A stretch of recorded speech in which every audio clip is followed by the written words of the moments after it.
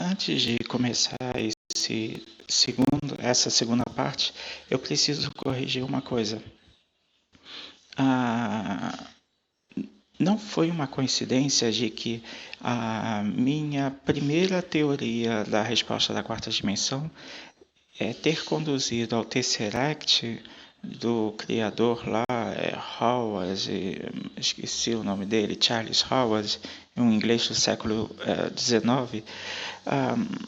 Ah, o que me levou, o que me deu a ideia de criar um objeto parecido com o Tesseract, formando 90 graus para fora, não foram os mesmos motivos que levaram ao matemático Dr. Howard, lá da Inglaterra, do século XIX.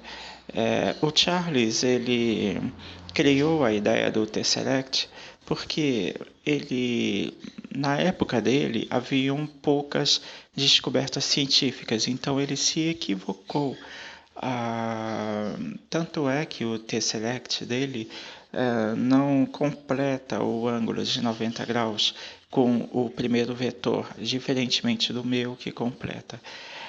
Os motivos que o levaram a criar o Tesseract foram primeiro um equívoco ao dizer que naquela época não se sabia que os nossos olhos humanos enxergavam em 3D. Eles achavam que era em 2D que se enxergavam. Então, como ele pensava isso, ele afirmou isso e foi baseado nisso e em um outro ponto que ele criou o Tesseract,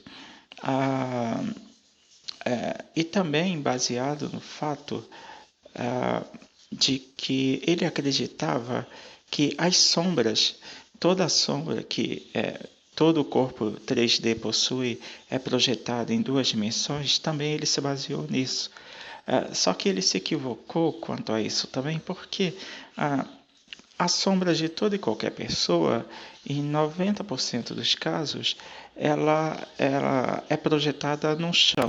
E o chão é quase sempre aparentemente de duas dimensões. Ok? Aparentemente, porque nenhum chão aqui na Terra é de duas dimensões, porque eu já expliquei que nada que possui matéria é 2D, tudo possui volume. Então, na realidade, nenhuma sombra é 2D. Não existe isso no nosso universo. Como eu já falei, pode ser que exista um outro universo onde exista somente 2D. Aí é outro caso. Mas aqui no mundo real, toda e qualquer sombra jamais será em 2D. Por quê? Porque o chão possui ondulações, sulcos, e nem são microscópicos, são irregularidades de toda e qualquer superfície. Então a sua sombra, se você pegar uma lupa lá e olhar, ela nunca será de 2D. E para ir mais adiante, ele dizia que toda e qualquer sombra era em 2D porque era projetada em uma superfície plana de 2D. E isso, esse cara, esse Charles, ele não é o autor lá do livro escrito em 1600, do discípulo de Shakespeare, da Idade Moderna, não. Esse Charles nasceu em 1800 e pouco, mais ou menos, século XIX.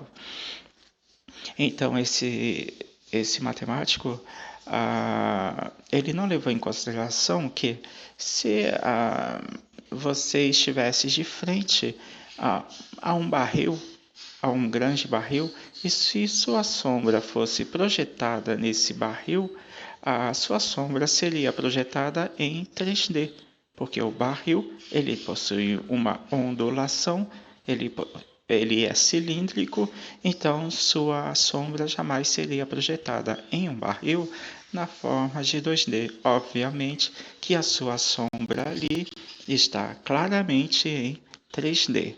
Né? Então, a partir desses dois equívocos do Dr. Charles Howard, ele, ele formulou a teoria de que deveria existir um objeto chamado Tesseract, porque quando se pega um cubo e se um cubo de vidro, por exemplo, ou de arame, e se projeta a sua sombra sobre uma mesa, você nota lá na mesa uma sombra em 2D, porém com perspectivas, dando a impressão de que a sombra vem a partir de um objeto 3D. A partir então desse raciocínio, ele imaginou que se ele pegasse um cubo e colocasse dentro de outro cubo, e o nome do objeto que faz isso é Tesseract, você, ao projetar lá, se for todo de vidro ou de arame, você vai ver lá uma sombra 3D de um cubo dentro do outro. Então, a partir daí, é que sim, é que ele criou a ideia do Tesseract.